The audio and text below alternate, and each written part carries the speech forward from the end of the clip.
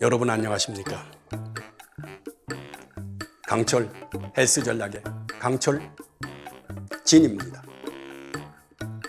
오늘은 코로나19 때문에 밖에 나가서 운동하지 못하고 집에서 운동해야만 되는 상황에서 1년 동안의 집콕은 우리 몸을 얼마나 변화시키는지 알아보는 영상을 준비해봤습니다. 제가 1년 동안 헬스장이 아닌 집에서 운동을 했고 인바디 측정을 한 결과 헬스장에서 운동했을 때와 집에서 운동했을 때에 얼마나 달라지는가를 알아보도록 하겠습니다. 운동기구를 사면 빨래놀이가 되지 않을까 노심초사했었는데 4월달 운동 실천에 힘입어 처음에 벤치를 구매했고 그 다음 스쿼트랙, 그 다음 바벨 덤벨 세트와 자전거까지 구매했는데 나름 잘 활용하고 있습니다. 운동 현황을 말씀드리면 운동은 3분할로 하고 있습니다. 첫째 날은 가슴 운동, 복근 운동, 후에 자전거 타기 40분, 둘째 날은 등 운동, 팔 운동, 후에 자전거 타기 40분, 셋째 날은 어깨 운동, 다리 운동, 그 다음 자전거 타기 40분 이렇게 하고 있고 보시다시피 운동기구가 몇 개 안 되기 때문에 빡세게 운동한다는 것은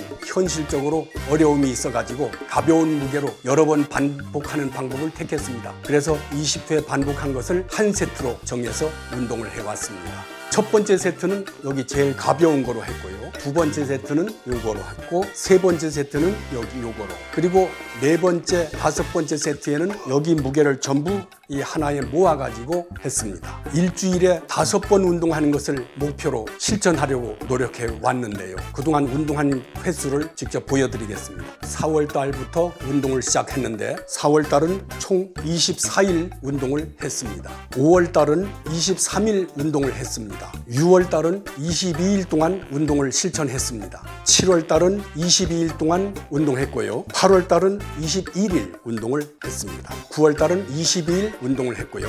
10월 달도 22일 운동을 했습니다. 그러고 지난 11월 20일 날 인바디 측정을 했습니다. 운동 종목은 가슴 운동은 벤치프레스와 버터플라이, 복근 운동은 리업, 에어바이크, 사이드 밴드, 플랭크를 했습니다. 등 운동은 벤트 오버 바벨로우와 데드리프트를 했고요. 팔 운동은 암컬, 킥백, 해머컬을 했습니다. 어깨 운동은 회전근개 파열로 엄청 고생한 기억이 있어가지고 아주 가벼운 무게로 시러그 하나만 하고 있습니다. 다리 운동은 바벨 스쿼트, 덤벨 런지를 해왔습니다. 음식 조절에 대해 말씀을 드리면요. 저는 3년 전부터 저녁은 먹지 않기로 해오고 있는데 대체로 운동은 저녁 때 하게 되고 배고픈 상태에서 운동을 할 수는 없기 때문에 그럴 때는 감자나 바나나, 고구마, 달걀 등을 필요한 만큼만 먹고 있습니다. 금주금연은 평생 지켜오고 있고요. 끝으로 인바디 측정 결과를 보도록 하겠습니다. 두 자료를 하나로 모아서 비교해 놓은 표인데요. 집콕 1년 내 몸 변화 현황표. 먼저 체성분 분석부터 보겠습니다. 키는 170 그대로 변함이 없고요. 체중은 2.2kg가 늘었네요. 골격근량은 1.6kg가 줄어들었고 반면에 체지방량은 무려 4.5kg나 늘어났네요. 체수분은 1.7L 줄어들었고 제지방량은 2.3kg가 줄어들었네요. 단백질 0.5kg가 줄어들었고 무기질도 0.12kg가 줄어들었습니다. 지금 체성분 분석에서 보면은 키만 빼고는 전 종목이 부정적인 변화를 보이고 있습니다. 비만 진단을 보겠습니다. BMI는 26.2에서 27, 체지방률은 14.1에서 19.4, 엄청난 증가네요. 복부 지방률은 0.8에서 0.83, 기초대사량은 1776에서 1727, 무려 49나 감소했네요. 지금 비만 진단에서 전 항목이 부정적인 변화를 보이고 있습니다. 다음엔 부위별 근육을 보겠습니다. 왼팔이 표준 이상이었는데 표준으로, 그러니까 근 손실이 있었다는 얘기죠. 오른팔도 표준 이상이었는데 표준으로 근 손실이 있었다.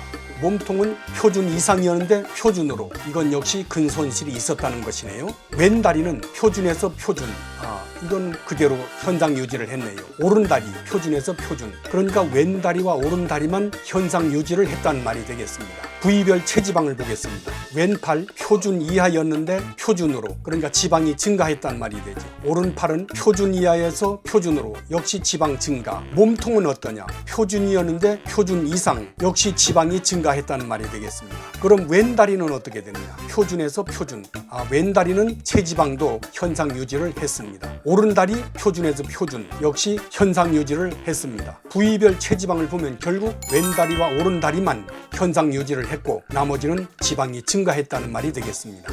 내장 및 조절에 대해서는 작년 2019년 8월 30일 인바디 측정 결과는 근육 조절 더 안 해도 돼, 지방 조절 더 안 해도 돼, 이런 판정이 났었지만 올해 11월 20일 날 인바디 측정 결과는 근육 조절 이건 그대로 좋아, 지방 조절 4.1kg 빼, 4.1kg를 빼라.